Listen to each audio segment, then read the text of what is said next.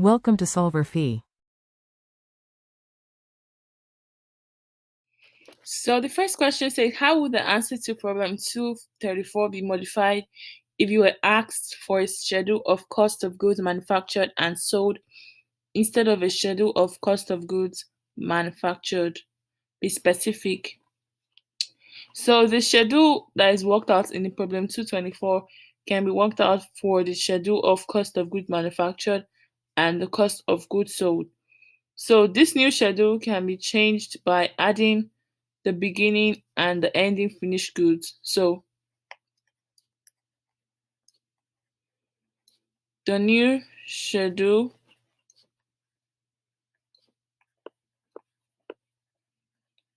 can be changed by adding beginning and ending finished goods inventory to the new schedule of cost of goods sold.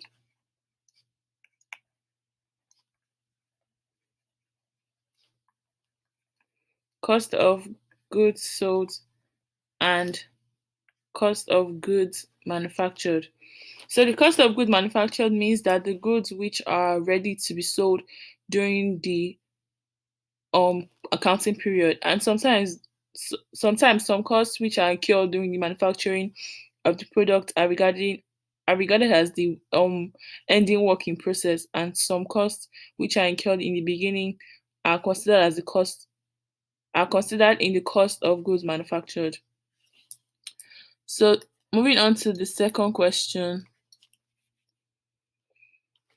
Would the sales manager's salary be accounted for any differently if the Hour Corporation were a merchandising sector company instead of a manufacturing sector company? Use the flow of manufacturing costs outlined in Exhibit 2.9. Describe how the wages of an assembler in the plant would be accounted for in this manufacturing company. So, in both the companies, may it be the manufacturing or the merchandising company, the salaries of the sales manager is taken into account as their marketing costs. The salary of managers is taken as the marketing costs in manufacturing and merchandising.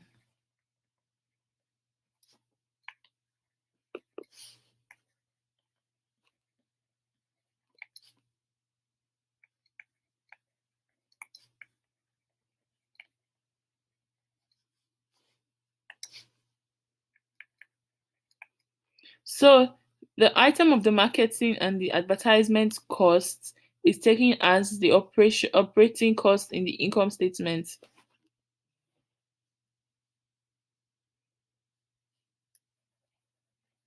So marketing and advertisement costs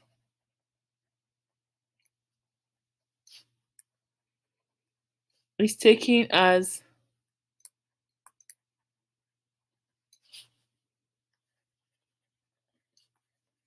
the operating cost in the income statement.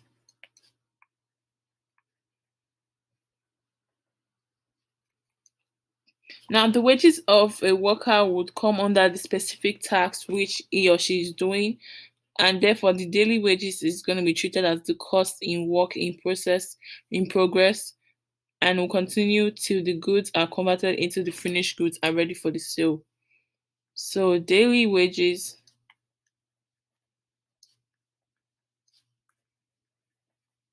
are treated as a cost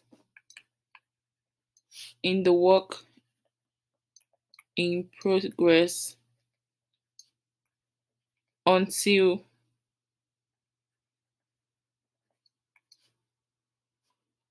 until the goods are converted to finished goods.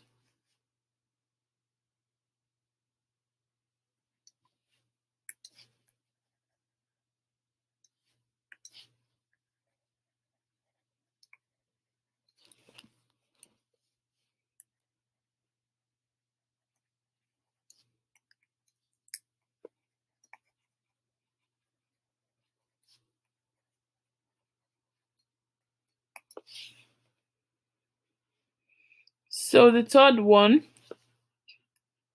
plant supervisory salaries are usually regarded as manufacturing overhead costs. When might some of these costs be regarded as direct manufacturing costs? Give an example. So plant supervising salaries can be regarded as direct manufacturing costs. And to know whether the supervisory salaries will be treated as the direct cost or indirect cost will depend on the type of transactions that are done. So if a worker is hired for a project on a contract basis, then the wage will be treated as direct cost only for that particular contract. So for example,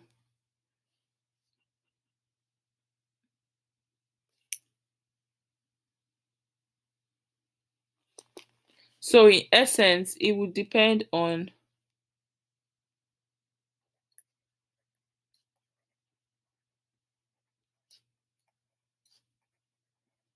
the type of transactions done.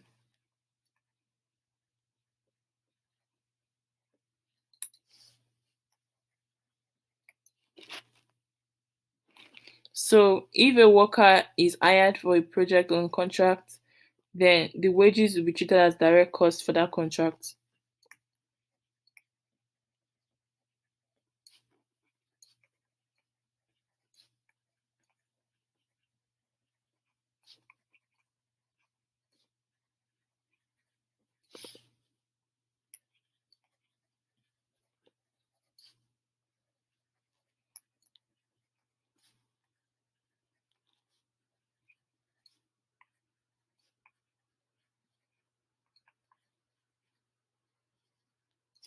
Moving on to the next question.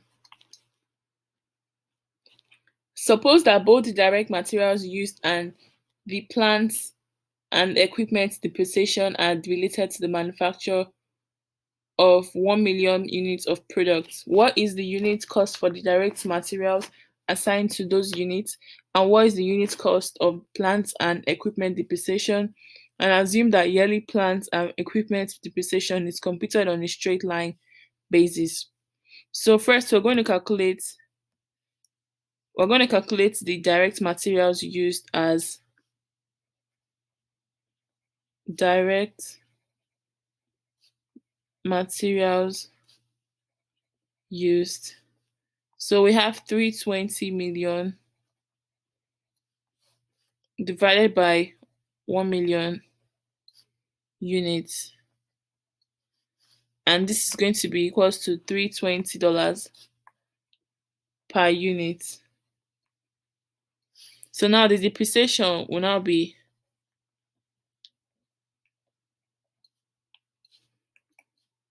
80 million $80 million divided by 1 million units.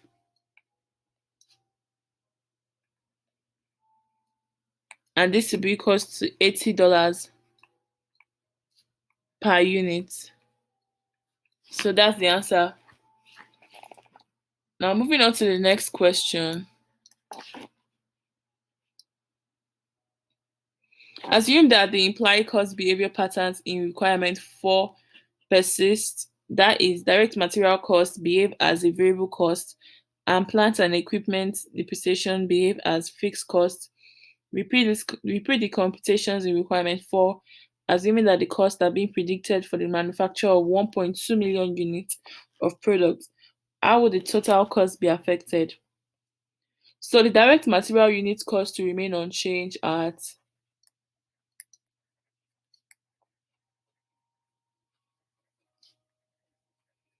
unit cost remains unchanged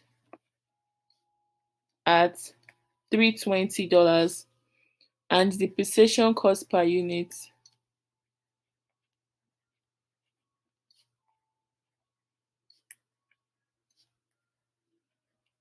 is equals to $80 million divided by 1,200,000, and this is equals to 66.67 cents per unit. Now the total direct material cost will rise by 20%. So total direct material cost would rise by 20% to $384 million, because $320 per unit multiplied by 1,200,000 is 384 million. So the total depreciation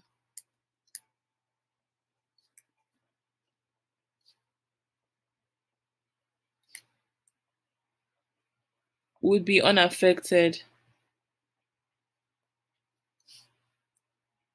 at $80 million.